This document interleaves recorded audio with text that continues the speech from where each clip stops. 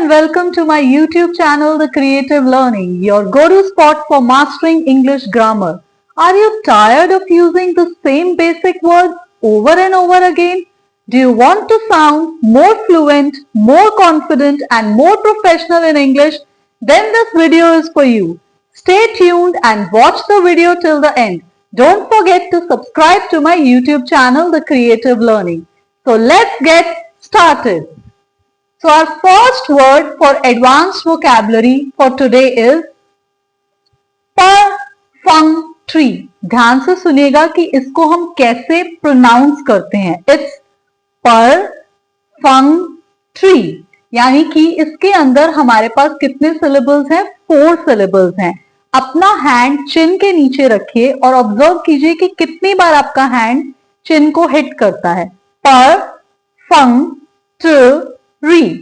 4 syllables, right? अब सबसे पहले तो इसका मीनिंग समझते हैं कि परफंक्टरी का क्या मीनिंग होता है.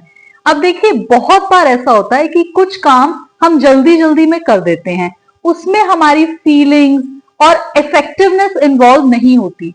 तो जो काम हम क्विकली करते हैं, बस जस्ट एक ड्यूटी के लिए कर लेते हैं, बिना किसी इंटरेस्ट और फीलिंग के लिए, तो नॉर्मली हम क्या कहते हैं कि उसने वो काम किया लैक ऑफ इंटरेस्ट और फीलिंग से. But next time, level up your English and use this advanced vocabulary word perfunctory. Right? चलिए इसको समझते हैं कुछ sentences frame करके. Her apology sounded perfunctory as if she didn't mean it. अब कई बार क्या होता है, लोग सॉरी तो फील कर देते हैं अपनी गलती के लिए, बट वो अंदर से उसको मीन नहीं करते. But don't be perfunctory. Try to be real whenever you are trying to apologize to someone. चलिए आगे एक और सेंटेंस फ्रेम करते हैं. Her cleaning was so perfunctory that the dust was still visible everywhere. इसका क्या मतलब है कि सफाई तो की बट दिल से नहीं की, अभी भी कई कई जगह पे डर्ट और डस्ट विजिबल थी. तो अच्छे से काम कीजिए, दिल से काम कीजिए. चलिए एक और सेंटेंस फ्रेम करते हैं. She gave a perfunctory presentation reading the slides word for word. अब कई लोग क्या करते हैं, जब प्रेजेंटेशन देते हैं या कोई YouTube वीडियोस क्रिएट करते हैं, तो उसके अंदर वो वर्ड टू वर्ड सब कुछ पढ़ते हैं. उसमें क्या होता है, एक इंटरेस्ट डेवलप नहीं होता और आपकी अंदर से फीलिंग नहीं होती कि जब आप वीडियो क्रिएट कर रहे हैं. So I will suggest you, don't be perfectly. Try to create everything with your feelings and interest. चलिए आगे चलते हैं. आज का हमारा जो सेकेंड वर्ड है वो है क्विंटेसेंशियल. चलिए इसको भी पहले प्रोनाउंस करना सीखते हैं और सीखते हैं कि कैसे हम इसको सिलेबल्स में डिवाइड कर सकते हैं. तो इस वर्ड को हम कैसे सिलेबल्स में डिवाइड करते हैं? क्विंटेसेंशियल. तो वर्ड क्या है? क्विंटेसेंशियल.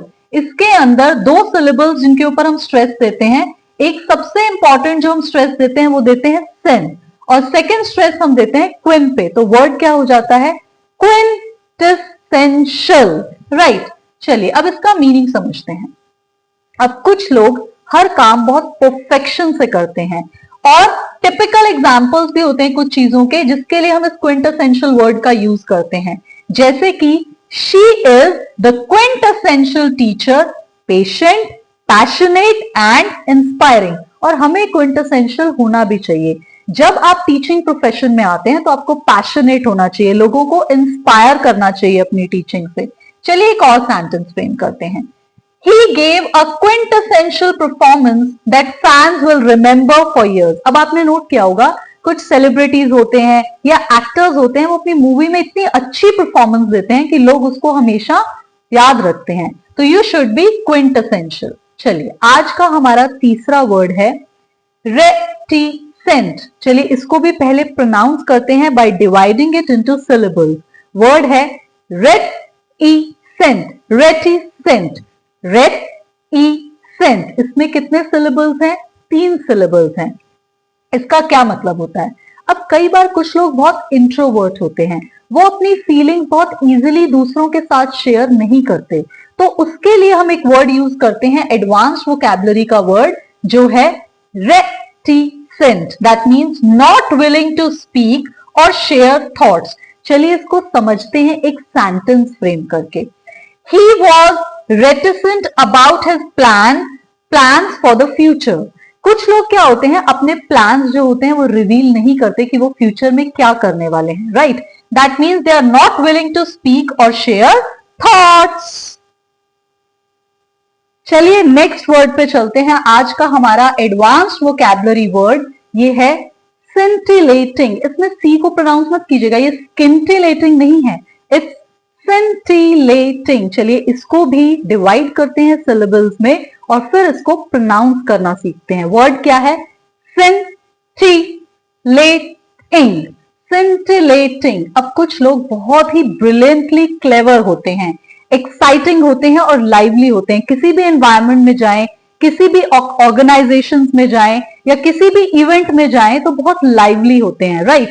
तो उनके लिए हम वर्ड यूज करते हैं scintillating. जैसे एक सेंटेंस फ्रेम करके समझते हैं. हर scintillating conversation kept everyone entertained all evening, right? चलिए एक और सेंटेंस फ्रेम करते हैं ताकि और बेटर अंडरस्टैंडिंग हो जाए.